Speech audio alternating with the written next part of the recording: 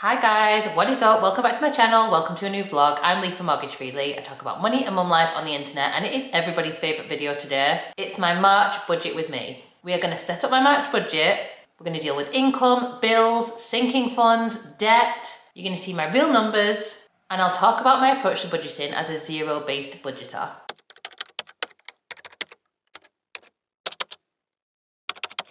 To set the scene for anyone who's new here, we are a family of 4. We have 2 adults, 2 children, one is 2, one is 5. We're both working parents, my husband does a full-time job, and I work part-time in my employed job and part-time self-employed as a content creator. What that means is, 1, we still have huge childcare costs, which are a major factor in our budget, and we will talk about that as we go through. And the other thing it's worth explaining is, we don't budget off my self-employed income. So you won't see that here. And there are so many reasons for that, but the main ones are it's extremely variable and it's not guaranteed. So when I reduced my hours even further at work, we decided to try to budget off just our guaranteed income, so just our employed income, which has definitely been an adjustment. The only thing I do with my self-employed income at the moment is I pay our mortgage overpayment and investments because they are like optional. I haven't talked about it too much here, but our primary financial goal is mortgage freedom. So we have been overpaying our mortgage since 2020. I think we've overpaid over £22,000 now. And my goal is to be mortgage free in my mid-40s. I'm 40 this year, so I need to get cracking. So we currently pay a £400 a month mortgage overpayment, and we're going to do that from my self-employed income. We also invest to a lesser extent. If investing is something that you're interested in hearing about, please do drop me a comment and let me know. Let me know the kind of questions you have so I know what you want me to talk about. We also invest for the children, but again, you won't see that come out of this budget because I invest the child benefit. So we get paid child benefit for both of my children, and we use that money to invest for the kids. Now, I know some people think this is controversial. However, I don't think anyone would bat an eye if I said we get child benefit and then I choose to save X amount of money to invest for the children. It just works better for me to compartmentalise that child benefit isn't part of my budget. So that is what I use to save and invest for my children, rather than putting it into my budget and then taking it out of my budget, which nobody would have an issue with. And let me make it clear, we can only save or invest for our children because we choose to do so. We manage our spending, we budget to allow us to be able to save and invest that money as opposed to needing to spend it. Now, obviously, we are in a privileged position where we are able to do that. We're a double income household for a start, we have good salaries, and so we're very fortunate to be able to do that. If you can't do that, your child benefit is paid to you to help you look after your children and to provide financially for your children. There is no issue whatsoever in spending that money on your kids. That's what it's there for. So don't look at the fact that I'm fortunate enough to be able to save and invest for my kids and feel bad about it. If you're not in that place, you're not in that place. Times are tough out there. We might all be in the same ocean, but we're definitely not all in the same boat. So moving on to my March budget. As I say in all of these videos, I get paid at a bit of a strange time. So we get paid towards the end of February, but more of the pay month is in March, which is why I call this my March budget. But technically, it's a bit of February and most of March. I am using a super simple budget spreadsheet that I bought on Etsy. If I can, I will put the link to it in the description box. It'll be an affiliate link, but it cost me 74p. And I have bought the more expensive budget spreadsheets before. However, my mantra when it comes to money is keep it simple. You will know if you've seen these videos before, I keep it simple. And it works for me. It might not necessarily work for you. You have to go with your own psychology, how your brain works, what makes sense to you, because if you try and fight against yourself, you're just setting yourself up for failure. So I like to keep it simple. So let's get into my super simple March budget for our family of 4. So the first thing that we're going to do is change the month to March and change the dates. And now the spreadsheet is set up to fill in my March budget. So this section at the top here is going to automatically calculate based on the other sections that we fill in. You can see that we already have a number of minus £2,374.78. That is my bills. I leave that populated every month. We will go through them and check them and see if there are any changes to be made. But there's no point in me taking that out and putting that back in. So the first section we're going to deal with is the salary. As I say every month, and in a lot of different places in my budget, I like to work off the worst case scenario. I tend to under budget things, which is great because it ends up building up little pots of money in different places that I can then use when I'm in a bind. Although at the moment, frankly, we've used them all up. So I base my budget off £4,500 worth of income. And that is £1,600 for myself and £2,900 for my husband. That's not necessarily how much we're actually getting paid. That is what I base my budget off though. So this month I actually got paid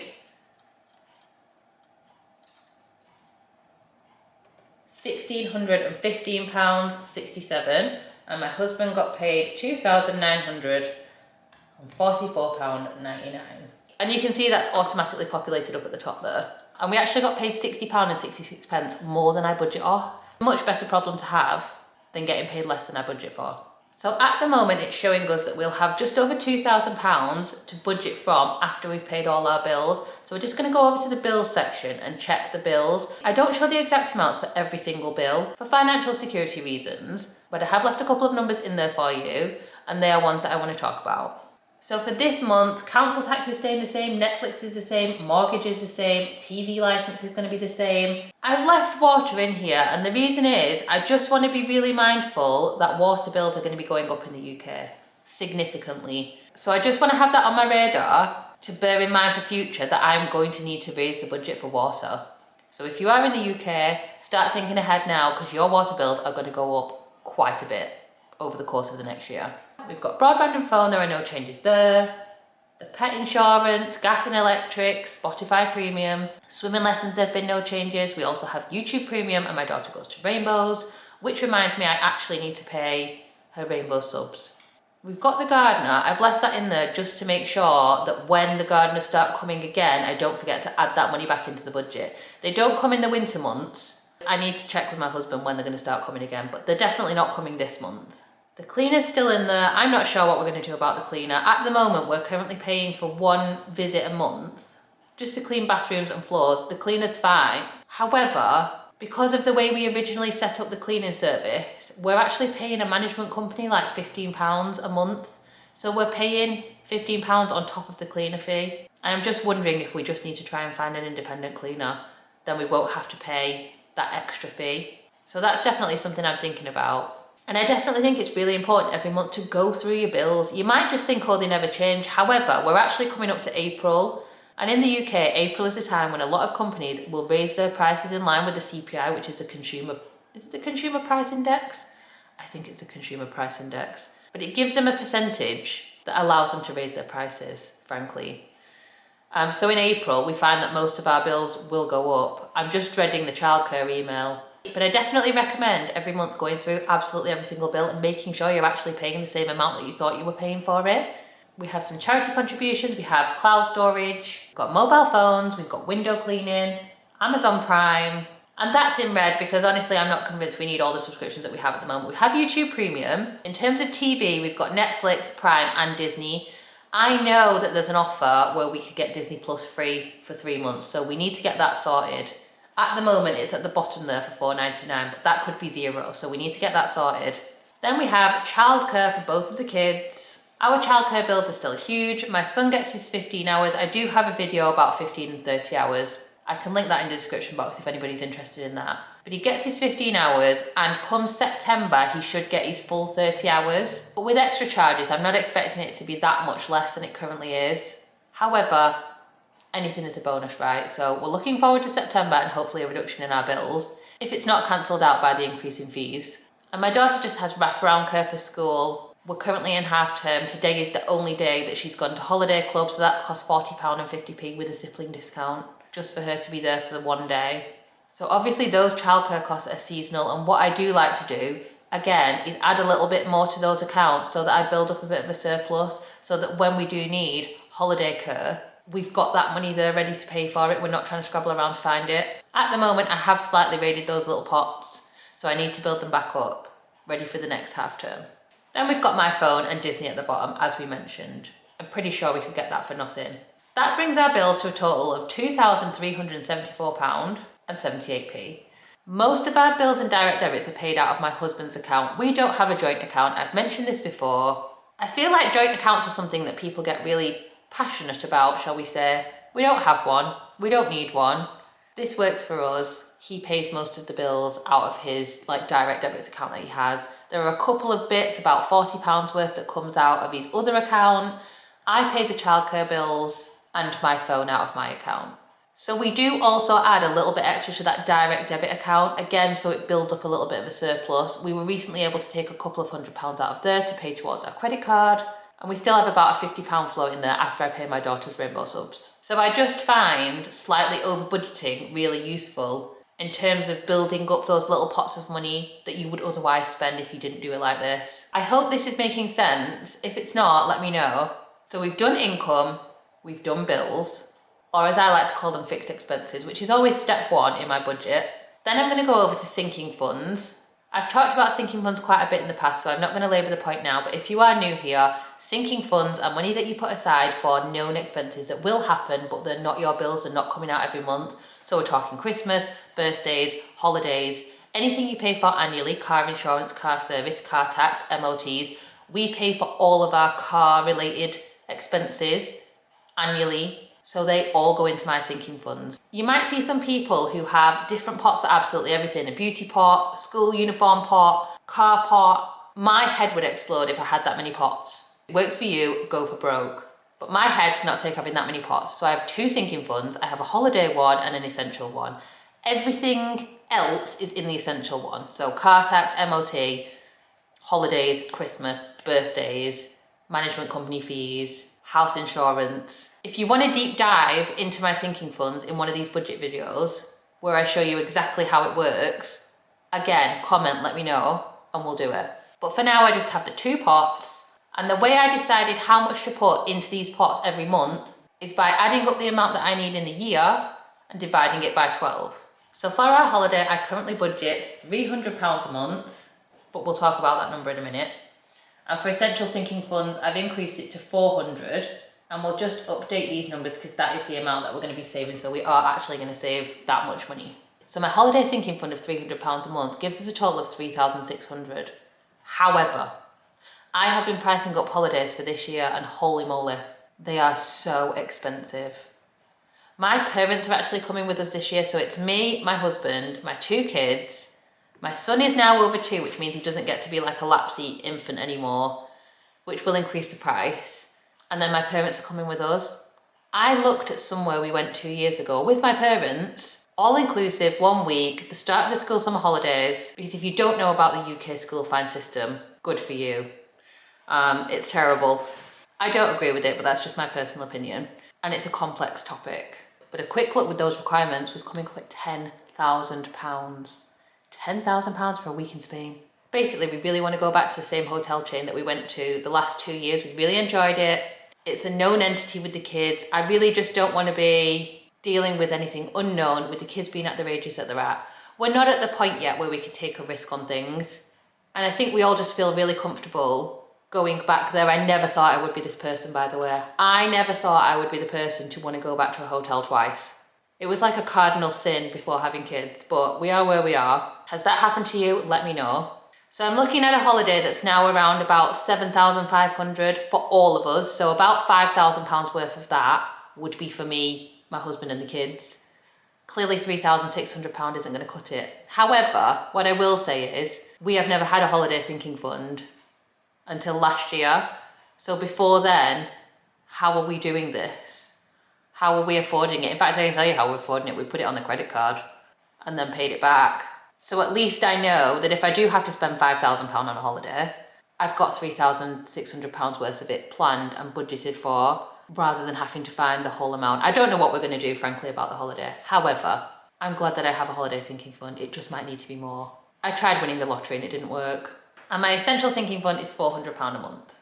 So that's £700. If we go back up to the top, we can see that at the moment we are left with £1,425 of our budgeted amount and £1,485 of the amount based on how much we actually brought into the household, that extra £60 that we mentioned at the start. And this is why I do my budget in this order, because bills we have to pay. There's no way around it. So they have to be paid for. They need to be budgeted first. Sinking funds, arguably, most things in my essential sinking fund have to be paid, because it's things like house insurance, car insurance, things that actually have to be paid. Like, it's not optional. Yes, technically birthday, holidays, Christmas, we could in theory spend nothing. But doing it this way lets me see how much I've got left to play with when it comes to our variable budget. And that's what we're going to move on to now, which is my variable budget. So this is the money that we're going to live off month to month. And this is another area where I like to keep it really simple. Not a lot changes in this category, to be honest. You could have lots of different categories if that's what suits you. What suits me is to keep it simple. I have food, which is actually food and household. We've talked about this many a time. Pretty much anything you can buy in a supermarket goes under the food budget. It should really be food and household. We have fun, so that will include things like takeaways, McDonald's, the cinema like my daughter and I did on Tuesday because it's half term. Basically entertainment, but we call it our fun budget because it's more fun. We have petrol budget, which is self-explanatory, and then miscellaneous, which is anything that doesn't fit into the other three categories. So we're talking random Amazon purchases, clothing needs, vitamins, miscellaneous stuff. That's what goes in there. So we're going to budget $4.50 for food. Now this is bearing in mind that I do get quite a lot of Gusto credit due to content creation, obviously sharing, referrals. I get quite a lot of Gusto credit. So quite often we're really lucky to be able to use that, which helps to keep our food budget under control. Food is one of the main areas that we really struggle with to keep in budget. So I do find food a constant battle. And it does seem like everything's gone up. I mean, when you're paying £2.50 for a Doritos salsa, I mean, what is going on? Mini eggs, a big bag of mini eggs now is nearly £5. What the actual... So yeah, maybe it's not just all me, maybe it's actually just that food is expensive. But $4.50 going in the food budget. $2.50 for fun, $2.50 for miscellaneous, and $300 for petrol. I raised all of these numbers at the start of this year because we were overspending. We weren't giving ourselves a chance to actually stay in budget. So these are the new numbers. What I will say is that I have been very loose on managing the budget. We don't always stay in budget. We do struggle with things like impulse spending, overspending, not planning ahead, all these things that can sink your budget. I've mentioned before, I do have some struggles with my mental health. That can affect my spending. And it's got to the point at the moment where we need to rein it in. So I've been trying to be really mindful this week whilst my daughter's on half term of our spending. However, I think next week I'm going to do a low or no spend challenge and I will vlog it for you. You can come along with me. We'll see how that goes. Really just with the mindset of challenging myself and resetting my psychology to not overspend, not impulse buy, not buy things we don't need, not just go for convenience, because I would really just like to bring our personal spending back into check. I want to build up our very short-term emergency fund. I want to build back up those pots for childcare. And we also have a credit card balance that we're currently working towards paying off. I want to be able to go on this family holiday, guys. Like, would I rather have a chaotic visit to Costa with the kids just for something to do, or go on a really nice family holiday? I think we all know the answer. So I need to bear that in mind and stick to my own intentional spending principles. My plan is to stay in budget this month. If not underspend, I would love to underspend and be able to throw that money at the credit card, get that sorted. It's not a huge balance by any means, and some of it was caused by our cat dying, but we just haven't got back on top of it. We're doing a little bit of a home project, which has gone on the credit card because we just don't have a budget for it. It's a 0% credit card. I don't advocate using credit irresponsibly. We could in theory pay it off right now, but sometimes I do think that it's taboo to talk about credit cards and we use them for the purpose of cash flow. However, you have to be really careful about it. So I want to get that paid down and not rely on it as much. So if we head back up to the top of my budget, you can see we've got our budgeted income of £4,500. We've got our expenses of £1,250, that's our variable expenses. We've got my sinking funds at £700 and our bills there on the bottom. And that would leave us with £175 as an overflow. My temptation is to take that money out right now and throw it at the credit card. However, I'm not going to, because one thing my husband and I have been really intentionally trying to build into our life is somewhat monthly date night. So going out without the kids, getting a babysitter, a trusted babysitter, to look after the kids whilst we go out. We don't have a village. If you don't have a village like us, the option is to buy one. And that is what we've had to do. It's going to cost us around £60 for the childcare, and then obviously we have the cost of going out. I think what I'm going to do is put this money aside, so in a separate savings account. So we have it there, we have access to it, but it's separate to the rest of our money. So it doesn't get swallowed up by any other spending. Keep that to one side, and then when we go out, we know that we've got a pot of money there to pay for the childcare and the night out.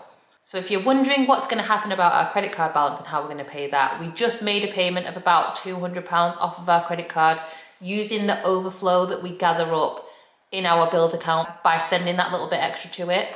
And my plan is with this low spend challenge to actually have some money left at the end of the month, which frankly hasn't happened for a while. Also, if you are in the UK and you pay your council tax over 10 months, not everyone does this, so don't assume it. If you pay your council tax over 10 months, not 12, which some people do, February and March are your council tax break months, so we won't be paying our council tax this month or next month, and we're going to keep that money aside to pay for my daughter's birthday party. However, I'm hoping again that we'll have some money left over from that.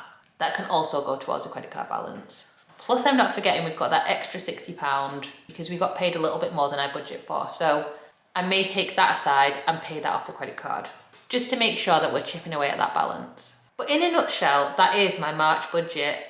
And I feel like some people probably think, wow, that was really basic, but I just keep it so simple. It doesn't get too overcomplicated. I'm not setting myself up to fail, and it's relatively easy to track and understand and hopefully stick to. Before I end off this video, I just want to talk about income. Now, as I said before, we're fortunate to be a double income family. We've got good incomes, but don't forget, we're also almost 40 and my husband is in his 40s. So that's the stage of career progression that we're at. And at this point in our lives with 2 young children and thinking forward to their future, how much more expensive things are going to get as we try to do things like family days out, meals out. And at some point it's going to feel like we have 4 adults in our family, even if they are still children, young adults, you know. Right now we can get away with inexpensive clothing, they're going to want brands, all of these things, and I want to be able to provide it. Like, I'm not going to lie. We try to live life on a budget, we try and be sensible with our money, but I want to provide for my kids. I want them to be able to have things that they want and need. So I've definitely been thinking about increasing our household income, and I know that I definitely want to make more money for my self-employed business in 2025 to 26. How exactly I'm going to do that, I'm not sure, but I know it's what I want to do. But I also want to balance that with having time for my family and being able to be around for my family. One of the reasons that I went part-time in my employment is that, yes, content creation is not the easy gig some people think it is. I'm sure some people have it easy, but for me it's a lot of work. It consumes a lot of my time. When you work from your phone, it's very hard to have boundaries. I have very clear boundaries with my employment. The laptop goes off at the end of the day and that is it.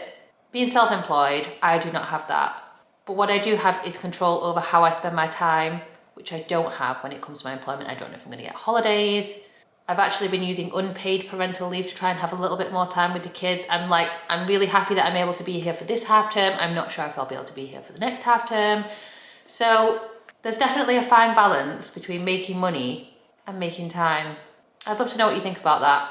Anyway, as per usual, I've gone off on a tangent. So I hope it was helpful to see how I actually manage my budget, how I set it up, the numbers I'm working with. And as I've said before, if this doesn't work for you, it's totally fine. Personal finance is personal. You have to work with your own psychology, the way your brain works. Don't set yourself up to fail by trying to fight against it. If there's anything in particular you want me to talk about in terms of budgeting, topics, the way I'm doing this video, questions, do drop them in the comments. I make these videos for you guys, so I really want you to get everything out of them that you want to get. Let me know what you think about my budget. But whatever you do, please leave me a comment. You have no idea how much dropping a comment on a video like this can help a little channel like mine. I'm Lee from Mortgage Free Lee. I talk about money and mum life on the internet. We do budget with me's, we do Aldi shopping hauls, we do sort my life out vlogs. We definitely have a chatty old time. If you want to see my low spend week, click subscribe because I'm really excited to do that and share it with you. But until then, I will see you on the next one.